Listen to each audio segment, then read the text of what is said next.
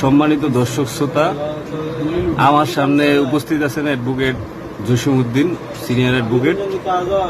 আজকে আমরা স্যারের কাছ থেকে জানতে চাচ্ছি যে এক ভাই প্রশ্ন করছে সে তার পৈতৃক সম্পত্তি থেকে বেদখল হয়েছে।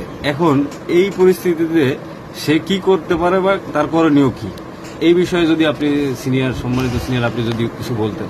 ধন্যবাদ সুমন। তাৎক্ষণিক যদি কোনো ব্যক্তি কোনো জমি থেকে বেদখল হয় বা রাজনৈতিক হুমকির কারণে হোক বা পারিপার্শ্বিক হুমকির কারণে হোক, তাহলে এক্ষেত্রে প্রথমেই সে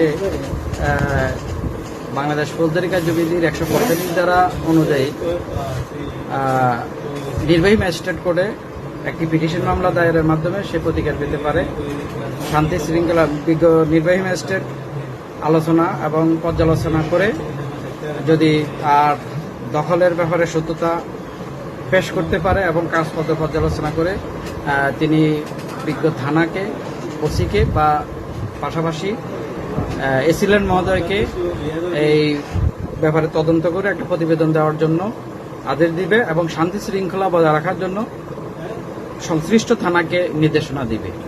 সংশ্লিষ্ট ওসি উভয় পক্ষের সাথে আলোচনা করে শান্তি শৃঙ্খলা বজায় রাখার জন্য নির্দেশ দিবে এবং এটার উপর প্রতিবেদন দিয়ে পরবর্তীতে নির্বাহী ম্যাজিস্ট্রেট কোর্টকে প্রতিবেদন দাখিল করবে। সেই প্রতিবেদন দাখিলের প্রেক্ষিতে পরবর্তীতে এসিলেন্টের প্রতিবেদন, উভয় প্রতিবেদনের মাধ্যমে পর্যালোচনা করে নির্বাহী ম্যাজিস্ট্রেট অর্থাৎ আমাদের ঢাকা হলে ঢাকা ডিসি অফিসে যে নির্বাহী ম্যাজিস্ট্রেটগণ বসেন ওনাদের কাছ থেকে ডিসি মহোদয় যাকে দায়িত্ব দেওয়া হয় থানাওয়ারি, সেই সমস্ত নির্বাহী ম্যাজিস্ট্রেটগণ এই মামলাটা সাধারণত করে থাকেন। ওনারা 2 মাসের জন্য বা পরবর্তী 1 বছরের জন্য শান্তি শৃঙ্খলা বজায় রাখার জন্য একটা নির্দেশনা দিবেন। এটা হচ্ছে প্রাথমিক স্তর। আর যদি এটা দীর্ঘ স্তরে করতে চায় তাহলে পরবর্তীতে এটা দেওয়ানি কার্যবিধির অনুযায়ী উক্ত জমিজমা নিয়ে একটি দেওয়ানি মোকদ্দমা করতে পারেন সুনির্দিষ্ট প্রতিকার আইন অনুযায়ী, সুনির্দিষ্ট প্রতিকারের 8 এবং 9 ধারা অনুযায়ী।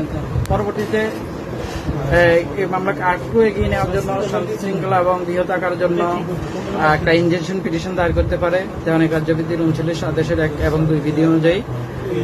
তাহলে বিজ্ঞ আদালত, দেওয়ানি আদালত উভয় পক্ষের শুনানি আনতে শুনানির মাধ্যমে পর্যালোচনা করে উক্ত মোকদ্দমার কাগজ পর্যালোচনা এবং যথাযথ সমস্ত কিছু ঠিক থাকলে সেটার উপর ভিত্তি করে দেওয়ানি কার্যবিধি 39 আদেশ মোতাবেক একটা নিষেধাজ্ঞা দিতে পারে, নিষেধাজ্ঞার আদেশ দিতে পারে। এটা হচ্ছে প্রতিকার।